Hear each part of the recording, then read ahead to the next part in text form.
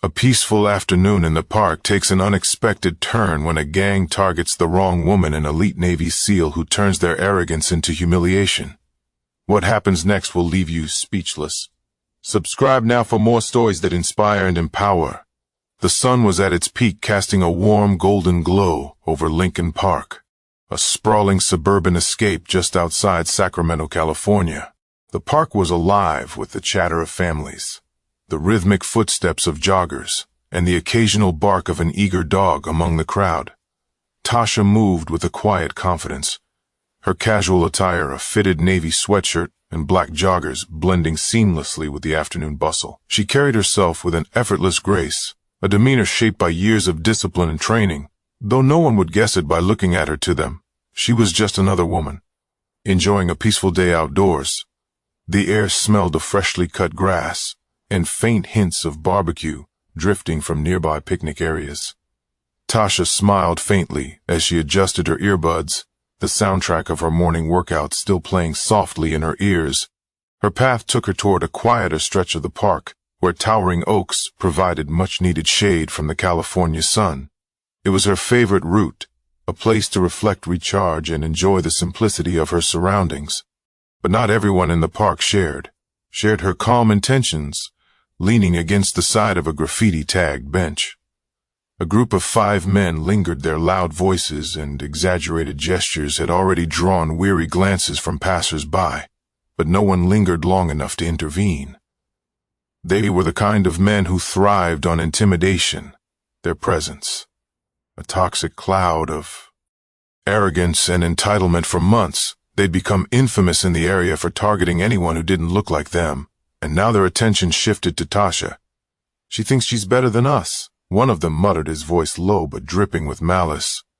The others snickered, exchanging knowing looks.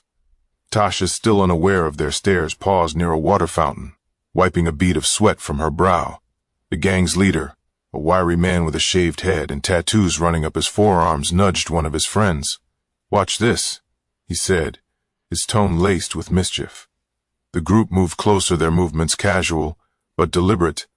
Tasha noticed the shift immediately, the way the energy around her changed. She glanced up and saw them approaching, their grins wide and predatory. Her instincts, sharpened years of training, taught her to observe, assess, and prepare all in a split second, but she didn't react outwardly, not yet. "Hey, sweetheart," one of them called out, his voice dripping with mock sweetness. "Where you off to in such a hurry?" Tasha didn't answer.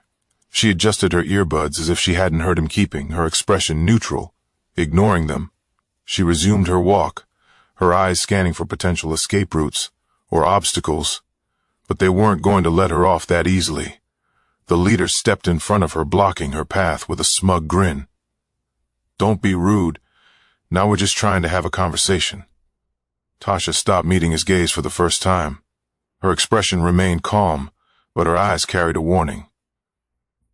The gang exchanged glances, emboldened by what they perceived as an easy target. They had no idea who they were dealing with. Tasha held her ground, standing as still as a stone. Her heart was steady.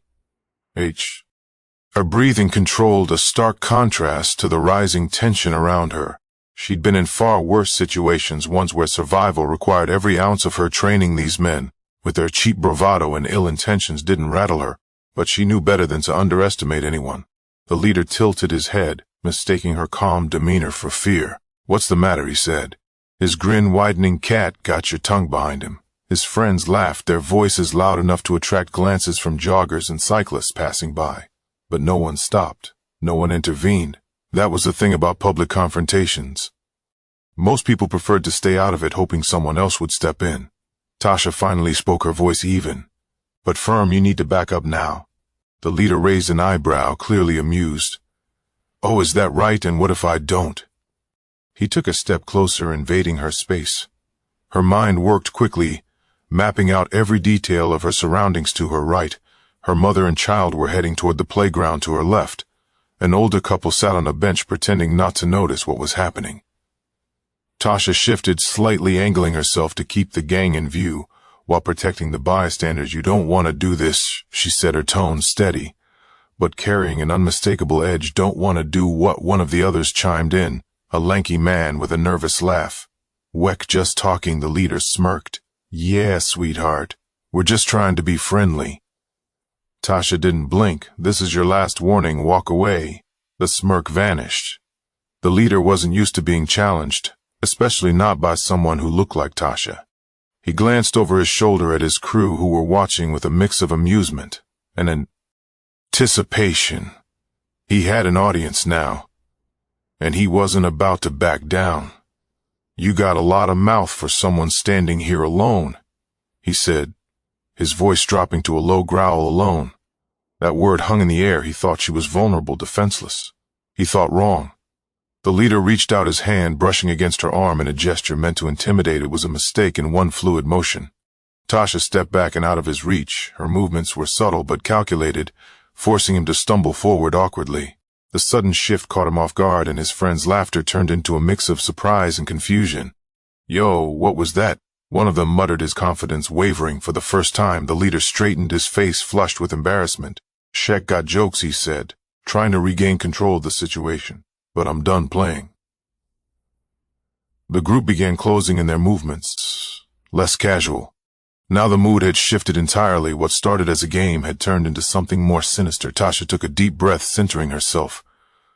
Her military training came flooding back, each lesson etched into her muscle memory. She didn't need to throw the first punch, she never did, but if they made a move, she'd be ready around them. The park seemed to grow quieter, as if the air itself was holding its breath. People nearby started pulling out their phones, sensing that something was about to happen. "You're making a mistake," Tasha said, her voice cutting through the tension like a blade. The leader sneered, taking another step closer. "The only mistake here is you thinking we're going to let you walk away."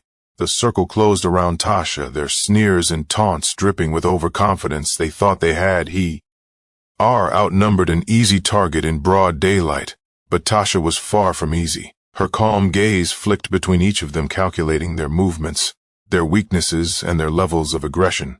The leader lunged first, a sloppy attempt to grab her shoulder. Tasha sidestepped effortlessly, her left arm deflecting his grasp as she used his momentum against him. He stumbled forward, nearly losing his footing, and his friends burst into laughter. But Tasha wasn't laughing. She moved into a defensive stance, balanced and ready, her eyes locked on the rest of the group. "Whoa, she's got moves." One of them jeered, though his laughter was tinged with uncertainty. The second man, the lanky one with the nervous laugh, stepped up next. His movements were hesitant, his confidence wavering after seeing the leader's failed attempt. He swung a hand toward her, aiming for a shove, but Tasha called his wrist, mid-air in a single swift motion. She twisted his arm and guided him to the ground with controlled force.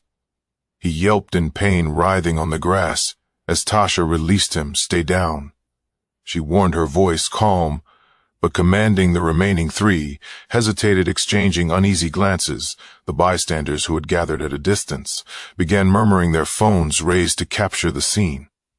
The gang's confidence was crumbling, but they weren't ready to back down yet, not with an audience watching. "Shek, just lucky," one of them muttered, stepping forward. He was stockier than the others, with fists clenched tightly at his sides.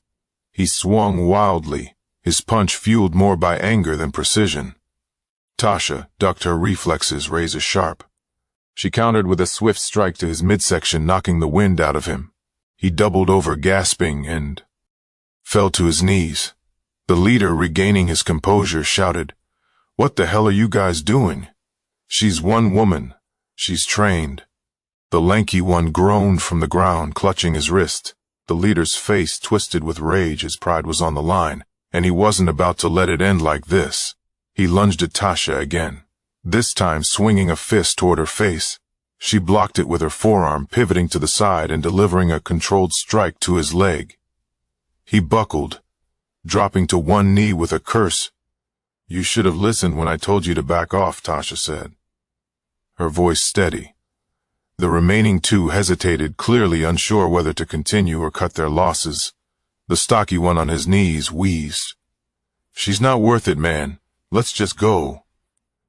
But the leader wasn't listening. His face was red with humiliation, and he scrambled to his feet, charging at her like a bull. Tasha sidestepped again, tripping him with a calculated sweep of her leg. He hit the ground hard, the impact reverberating through the quieting park. A murmur rippled through the onlookers, their shock evident. They hadn't expected this outcome. 5 men all brought down by a single woman who hadn't even broken a sweat. The last man standing glanced around nervously, his resolve evaporating. "I'm out," he muttered, backing away slowly. Tasha relaxed her steeze slightly, her gaze following him as he retreated, but she didn't fully lower her guard. Situations like this could turn in an instant, and she wasn't about to take any chances. "You think you're tough, huh?" The leader spat from the ground, struggling to get up. His bravado was wearing thin, replaced by frustration and humiliation. Tasha stepped closer, her presence commanding. She didn't need to shout or to.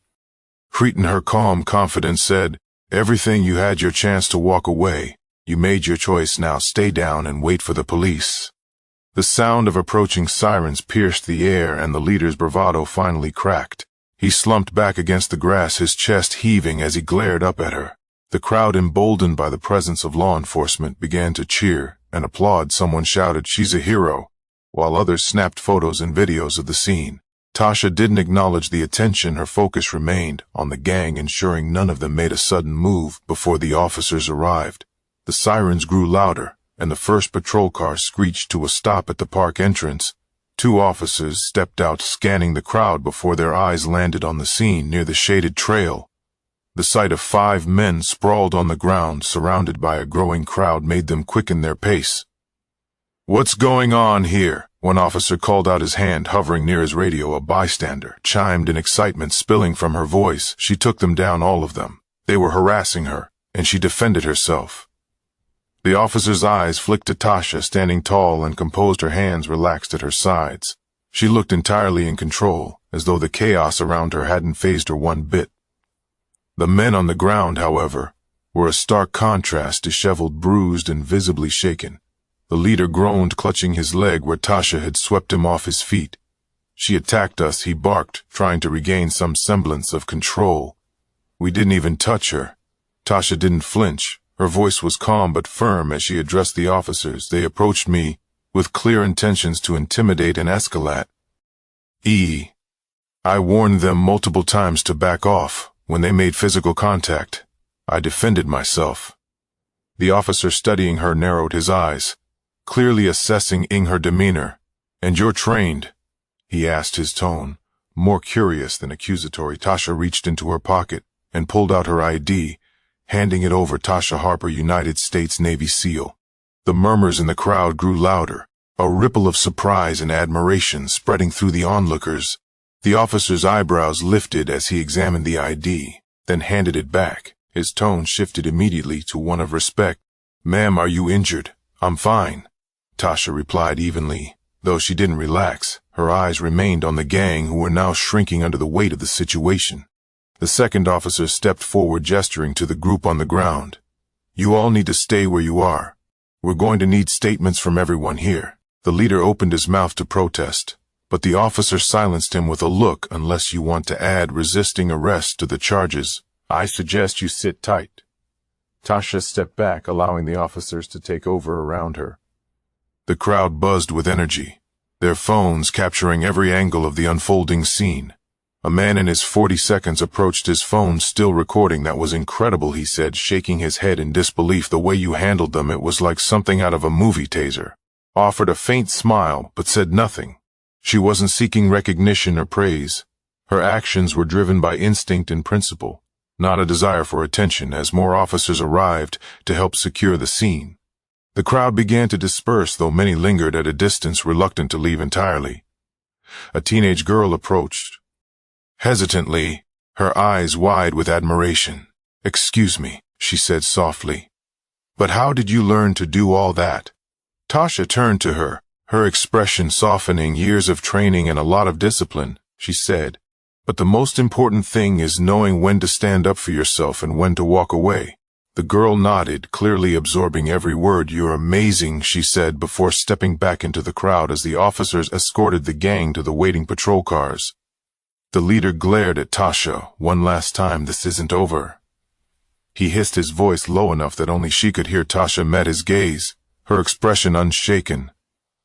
"Oh, it is for you. It's over." The door slammed shut, and the patrol car pulled away, leaving the park quiet. Once again, the crowd thinned, though a few lingered to thank Tasha, or simply stare in awe at the woman who had turned the tables on her aggressors. The officer who had taken her statement approached, offering a small nod. Follow-up. "If we need anything else, Miss Harper. Thank you for your cooperation and for staying calm in a situation that could have gone much worse." Tasha nodded, slipping her ID back into her pocket. "It's what I was trained to do," as the last patrol car vanished from sight. Tasha turned back toward the shaded trail, her footsteps steady and deliberate. The park had returned to its usual rhythm, but the atmosphere felt different, charged with the unspoken echoes of what had just transpired. She paused near a bench, taking a deep breath. The adrenaline that had carried her through the encounter began to fade, replaced by a quiet resolve for Tasha. This wasn't just another confrontation. It was a reminder of the world. She lived in a world that often demanded strength and composure in the face of ignorance and hate. A woman with silver-streaked hair approached hesitantly, holding the hand of a young boy.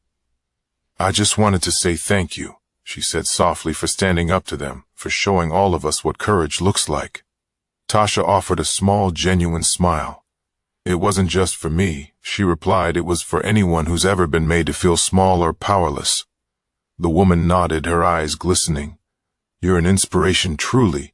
As they walked away, Tasha reflected on the moment. She didn't set out to be an inspiration or a symbol. Her actions were born of necessity, rooted in her belief that no one should have to face intimidation or harm simply for existing. She sat on the bench, letting the warmth of the sun wash over her. Her mind drifted back to the teenage girl's question. How did you learn to do all that? The answer wasn't just about training. It was about choice every day. Tasha chose to rise above fear, to use her strength not just for herself but for others around her. The park thrummed with life again, children laughing, dogs barking, and families sharing quiet moments together. It was a stark contrast to the tension from earlier, a testament to how quickly peace could be restored when the right choices were made. The events of the day weren't just about a group of men trying to assert power they didn't deserve. They were about the ripple effect of courage. Every bystander who had witnessed the confrontation, every person who had recorded it would carry that story forward. Maybe it would inspire someone else to stand their ground, to find strength in their own convictions. Tasha stood, brushing off her hands. The day wasn't over, and there was still so much to do. But as he walked away, she carried with her a sense of purpose, a reminder that sometimes the greatest battles aren't fought in distant lands, but right here in the everyday moments where bravery is needed. Most life is full of moments that test our strength, our courage, and our character. Tasha's story is a powerful reminder that standing up for what's right isn't always easy, but it's always worth it if her courage inspired you. Share this story and let others know that one person's bravery can make all the difference. Don't forget to subscribe for more stories that remind us of the power of resilience and the impact of standing tall in the face of adversity.